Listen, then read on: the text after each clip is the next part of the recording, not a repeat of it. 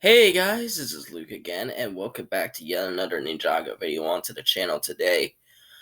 Have there been times where you've watched a Ninjago scene and you're thinking, oh, that was great, but then you found out there was a way to make it better and you're like, oh man, I wish they could have done that. It would have made the scene way better than it originally was. I've had those. I'm sure some of you guys have had those. Um, And of course, I'm talking about that. That is the pure definition of a missed opportunity. As Wayne Gretzky said, you miss 100% of the shots you don't take. So, and these were the shots that that the writers totally missed out upon. So here are not one, not two, not three, not four, not five, but six missed opportunities in Ninjago. The first one comes in the form of Nia, as a lot of people have been talking about her character. Because I also remember seeing someone named Cardi, or let me check, it was like Card, something like that. Cardace, who pretty much defended Nia and said, "Oh, you're just not accepting her and all that," which I'm not arguing against, but she was much better as Samurai X, which I'll get into another video, possibly, sometimes maybe this week, maybe sometime in the beginning of next week. But it would have been such a great opportunity if Nia was still Samurai X, but Pixel was also Samurai X. There wasn't one Samurai X. Like I talked about in my who if I were to choose who would be the Green Ninja, there wasn't one single Green Ninja. There were two Green Ninjas or Ninja. I don't want to disrespect Crunch and Knuckle. But basically there'd be two Samurai X's, Pixel and Nia. Oh my god, would that be so good. That would have been amazing because it would have worked. I would have just died at that, seeing that. But what could have been? What could have been? Next, we go back to Tournament of Elements. Possibly the most loved season in all of Ninjago, and I can definitely see why. It deepens the lore, the characters are great, everyone felt like they did something, and overall the story is pretty great. However, there were a bunch of missed opportunities in Tournament of Elements that would have made it a lot better than originally planned. So, and the ones that I'm going to talk about is mostly around Kai. Because in my opinion, I really feel like Kai didn't really do that much in terms of other than his lovey shit with Skylar. Other than that, did he really even do anything? Not really. Not from what I saw. So in that case, I would have actually had Kai being eliminated from the start. Because, yeah, no cheating, Kai. And then it would have showed the tournament to Lloyd, Cole, and Jay that they're not going to take any shit. So, basically, but I would still keep that jealousy thing, that Kai is still jealous of Lloyd or being the Green Ninja. I would keep that. That was great great input. But I would have done it a bit differently, where Kai gets fully manipulated and corrupted, quote unquote, by Chen. And when it comes to the final round, the conversation would be like this: Who is my last competitor? Is it you, Chen?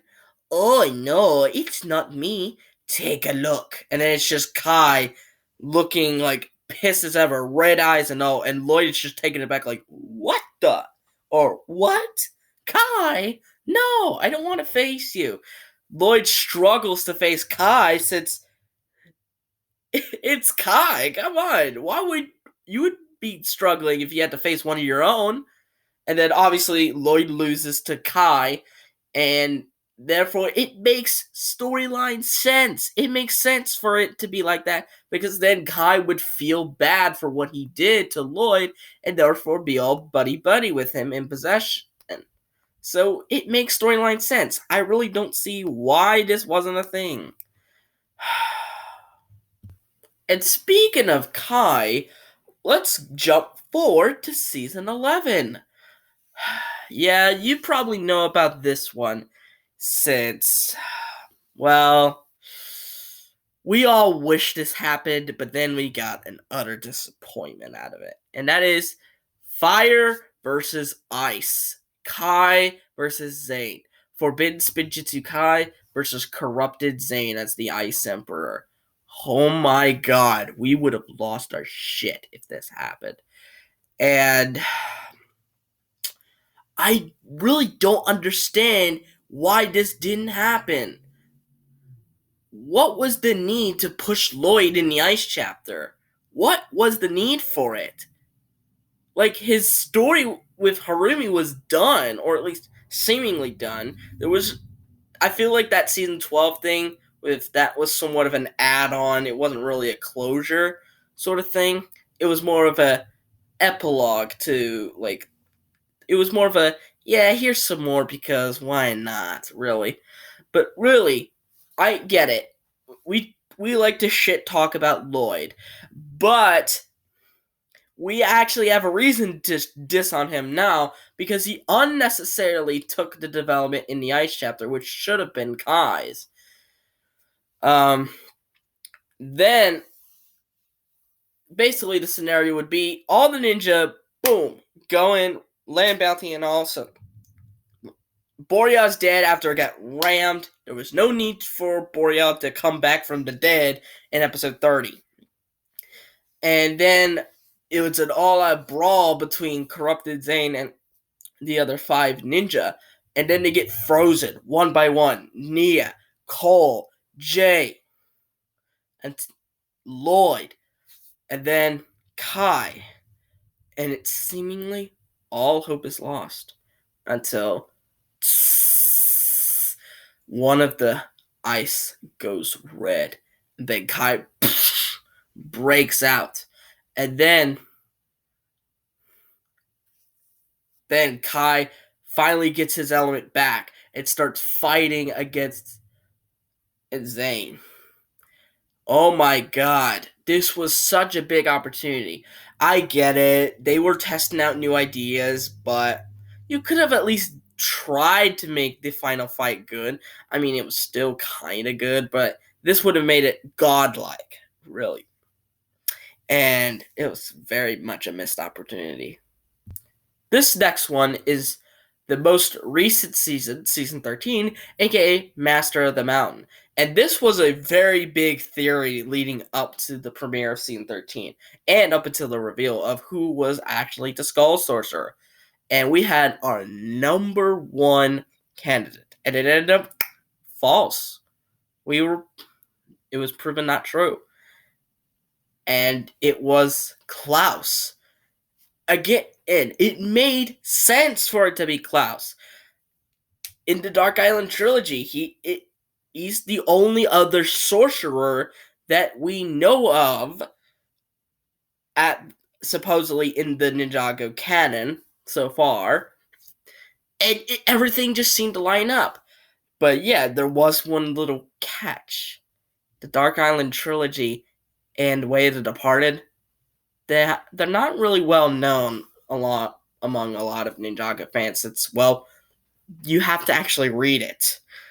And a lot of people still do read, but they read on like ebooks or Kindles or stuff. You don't read from actual books anymore.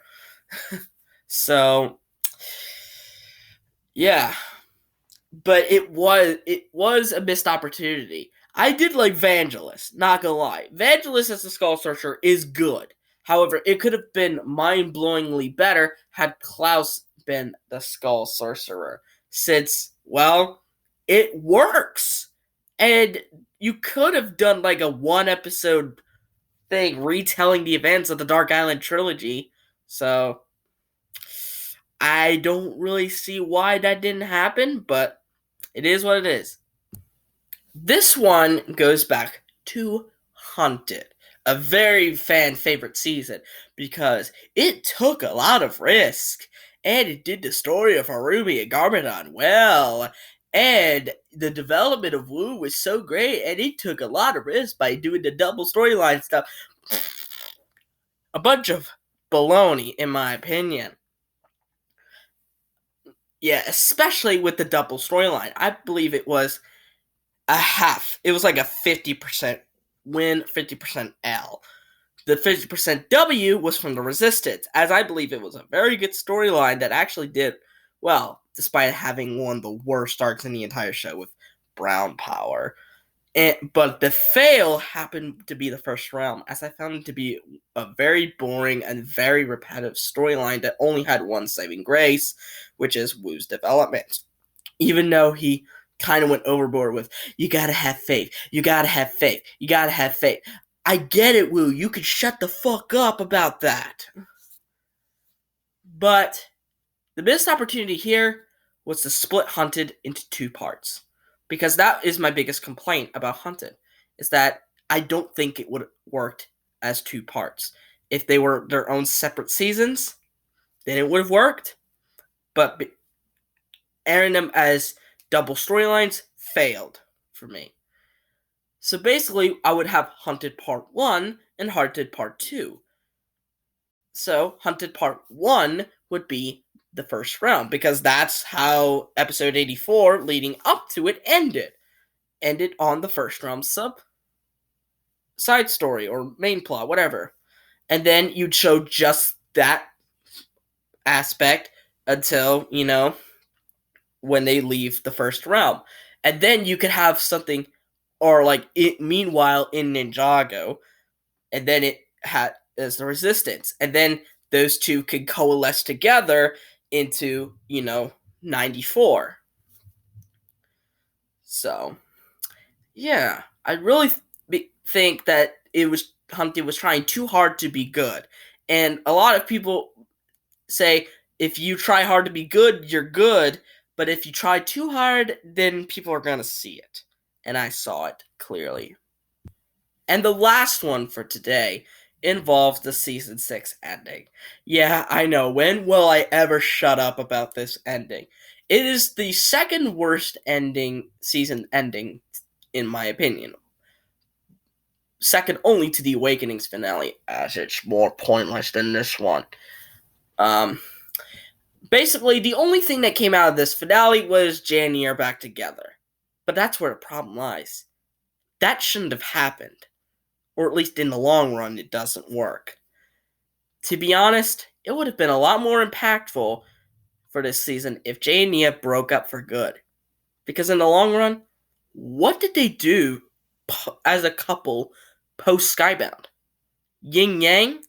That's like the only thing. And that wasn't even like a marriage proposal. That was more of like an engagement or something like that. Which, that's not really a marriage. That's more of a, we belong together sort of thing. Prior to Skybound Jaya, I thought it was good, because it actually felt like a legit relationship. Until season 3 fucked that over with a stupid love triangle that made no fucking sense. But in the end, if they broke up in that finale, it would have actually made the season 3 love triangle have a purpose in the end. It would have been the catalyst for the breakup. Nia starts to think, is it worth it dating Jay anymore? And she just finally says that the problem is not Jay. It's not Jay that the problem with the relationship is. It's her. And she acknowledges it. She would finally acknowledge that it was her fault that the love triangle happened. It wasn't Jay's fault. It wasn't Cole's fault. It was her fault, plain and simple.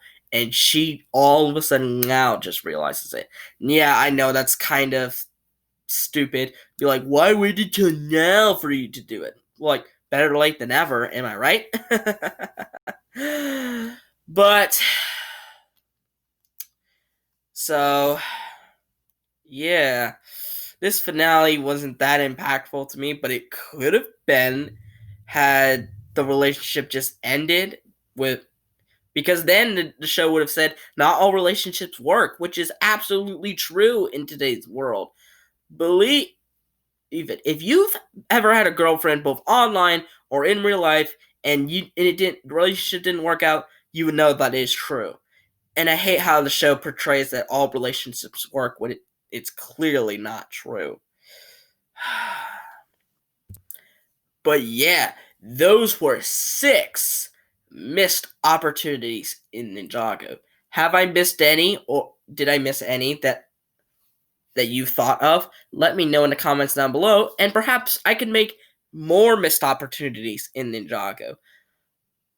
But anyway, I hope you guys liked this video. Give it a thumbs up, subscribe to this channel by clicking on that red subscribe button, and click on the notification bell to see every video that I will upload. And I'll see you folks in the next video.